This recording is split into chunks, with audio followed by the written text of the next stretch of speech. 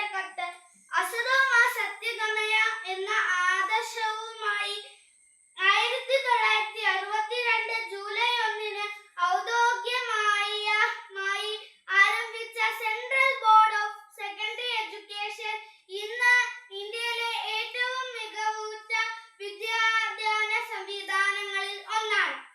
30,000-ലധികം affiliated വിദ്യാലയങ്ങളിലായി 3 കോടിയിലേറെ വിദ്യാർത്ഥികൾ പഠിക്കുന്ന CBSE സിലബസിൽ ഇക്കഴിഞ്ഞ ബോർഡ് എക്സാമിന് 10-ലും 12-ലും മാത്രം പരീക്ഷ എഴുതിയത് 42 ലക്ഷം വിദ്യാർത്ഥികളാണ്.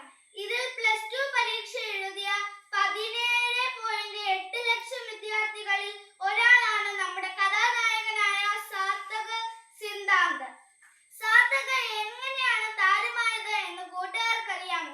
ഇക്കഴിഞ്ഞ +2 പരീക്ഷയുടെ ഉത്തരക്കടലാസ് ഡിജിറ്റലായി പരിശോധിക്കുവാൻ CBSE ഓൺ സ്ക്രീൻ മാർക്കിംഗ് എന്ന സംവിധാനമാണ് സ്വീകരിച്ചത്.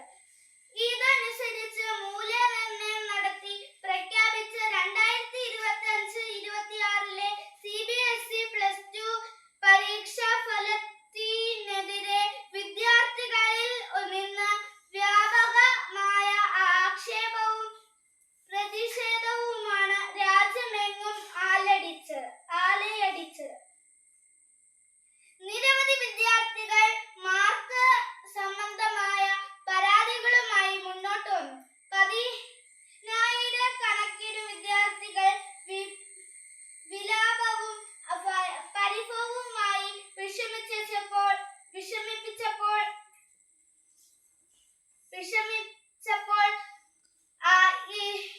ഇത്ര അശ്രദ്ധയും തെറ്റായി വിലയിരുത്തൽ നടത്തിയ കമ്പനി ഏത് എന്നാണ് സാർത്ഥക് അന്വേഷിച്ചത്. വിവരാവകാശത്തിലൂടെ ലഭിച്ച തന്റെ പരീക്ഷാ പേപ്പറുകൾ പരിശോധിച്ച സാർത്ഥക് ഞെട്ടിപ്പോയി. ഡിജിറ്റൽ മൂല്യനിർണ്ണയത്തിനായി സ്കാൻ ചെയ്ത തന്റെ പല പേജുകളും അവ്യക്തമാണ്. എന്നിട്ടും തന്റെ പേപ്പറുകൾ ആരോ തോന്നിയതുപോലെ മാർക്കിട്ടിരിക്കുന്നു. ഈ തിരിച്ചടിയിൽ തന്റെ സ്വപ്നങ്ങൾ തകർന്നടിയാൻ സാർത്ഥക് അനുവദിച്ചില്ല. പകരം ഒറ്റയ്ക്ക് പോരാടാൻ അവൻ തീരുമാനിച്ചു. മൂല്യനിർണ്ണയത്തിലെ പിഴവ് അത് ചെയ്ത കമ്പനിയുടെ തെറ്റാണ് എന്ന് തുടർച്ചയായ അന്വേഷണത്തിലൂടെ സാർത്ഥക് തിരിച്ചറിഞ്ഞു. മൂല്യനിർണ്ണയത്തിനായി ടെൻഡർ വ്യവസ്ഥകൾ അപ്പാടെ തെറ്റിച്ച് CBSE തിരഞ്ഞെടുത്ത് മുമ്പുണ്ടായിരുന്ന ഗ്ലോബറീന ടെക്നോളജീസ് പ്രൈവറ്റ് ലിമിറ്റഡ് എന്ന പേര് മാറ്റി കോയമ്പറ്റ് എഡ്യൂടെക് പ്രൈവറ്റ് ലിമിറ്റഡ് എന്ന പേരിൽ കമ്പനിയാണ് എന്ന് സാർത്ഥക് മനസ്സിലാക്കി. 2019 തെലുങ്കാന ഇന്റർമീഡിയറ്റ് പരീക്ഷാ ഫല വിവാദത്തിന് കാരണമായ കമ്പനിയാണ് ഗ്ലോബറീന. അന്ന് മൂല്യനിർണ്ണയ പിഴവ് മൂലം 23ഓളം വിദ്യാർത്ഥികൾ ആത്മഹത്യ ചെയ്യാനിടയാക്കിയ കരമ്പട്ടികയിലുള്ള കമ്പനിക്ക് ടെൻഡർ വ്യവസ്ഥകൾ മാറ്റിയെഴുതി 17.8 ലക്ഷം വിദ്യാർത്ഥികളുടെ ഭാവി പന്താടാൻ എറിഞ്ഞുകൊടുത്ത ഉത്തരവാദിത്തപ്പെട്ടവർക്കെതിരെ തന്റെ ബ്ലോഗിലൂടെ സാർത്ഥക് ആക്രമണം അഴിച്ചുവിട്ടു.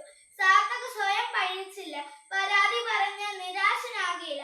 സ്വന്തം കഴിവിലും അധ്വാന ഫലത്തിലും ഉറച്ച വിശ്വാസമുണ്ടായിരുന്നു അവന്. അവൻ തന്റെ കണ്ടെത്തലുകൾ ഇന്ത്യൻ പാർലമെന്റിന്റെ സ്ഥിരം സമിതിക്കു മുന്നിൽ അവതരിപ്പിച്ചു. ഇന്ന് CBSE ഓഫീസ് ഈ കമ്മിറ്റിയുടെ അന്വേഷണ വലയത്തിലാണ്.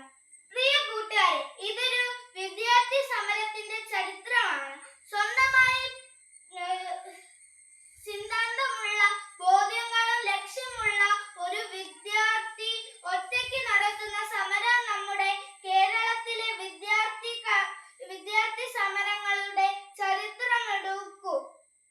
ഓരോ രാഷ്ട്രീയ പാർട്ടിയുടെയും